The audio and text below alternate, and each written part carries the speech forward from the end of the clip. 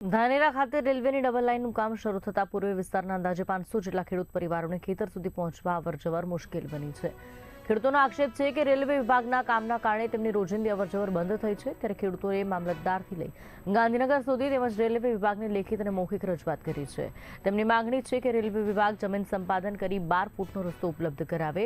ખેડૂતોનો દાવો છે કે રસ્તાની સગવડ વગર તેઓને ખેતર સુધી પહોંચવામાં ભારે મુશ્કેલી પડી રહી છે।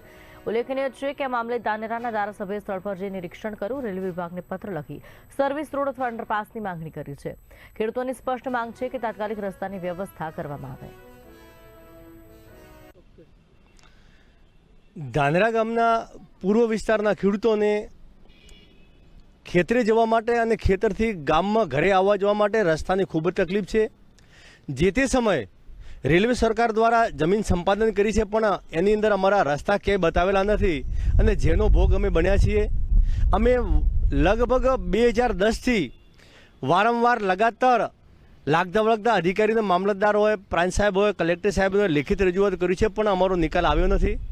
અમોએ ધાનેરાના ધારાસભ્ય માવજીભાઈને પણ એક કોપી આપી છે, જેના ભાગરૂપે ગઈકાલે માવજીભાઈ સ્થળ ઉપર જાત નિરીક્ષણ કરવા આવ્યા હતા અને એમને પણ ખાતરી આપી છે કે હું લાગતા વળગતા અધિકારીઓને આ બાબતે જાણ કરી અને તમારા રસ્તાની સમસ્યામાંથી હલ કરાવી। ખૂબ વર્ષોથી પેચીદો પ્રશ્ન રેલવે લાઇન જે વર્ષો પહેલાં નીકળી હતી અને એ કારણે અહીંયા આ વિસ્તાર પછાત હતો, ખેડૂતો અભણ હતા, એ કારણે કરી અને કોઈએ રસ્તા માટેની એ ટાઈમે વૈકલ્પિક વ્યવસ્થા પણ સરકારે ન કરી અને ખેડૂતોએ પણ એના માટે કરીને કંઈ તજવીજ નથી કરી। જે રેલવે લાઇનની ખુલ્લી જગ્યા પડી હતી એમાંથી લોકો ચાલે જતા હતા, પરંતુ અત્યારે છેલ્લા 3-4 મહિનાથી રેલવે એ જે ખેતરો છે, ખેતરો અને રેલવેની જે જગ્યા પડી છે ત્યાં આગળ દિવાલ ચણવાનું, વાયર ફેન્સિંગ કરવાનું કામ કર્યું તો ધાનેરાના 50% હિસ્સો ખેડૂતોનો જે છે એ બધા જ રેલવે લાઇનથી બહારના ભાગની અંદર આવેલા છે।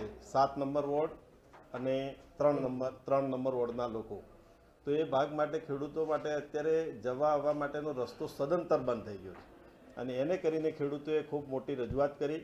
ત્યારે આજે હું સ્થળ ઉપર પણ વિઝિટ ગયો, પ્રાંત અધિકારીશ્રી પણ સ્થળ ઉપર ગયા અને જોયું તો તેની પરિસ્થિતિ ખૂબ ખરાબ ખેડૂતો માટે છે। અત્યારે તેઓ જઈ પણ ન શકે એ પ્રકારની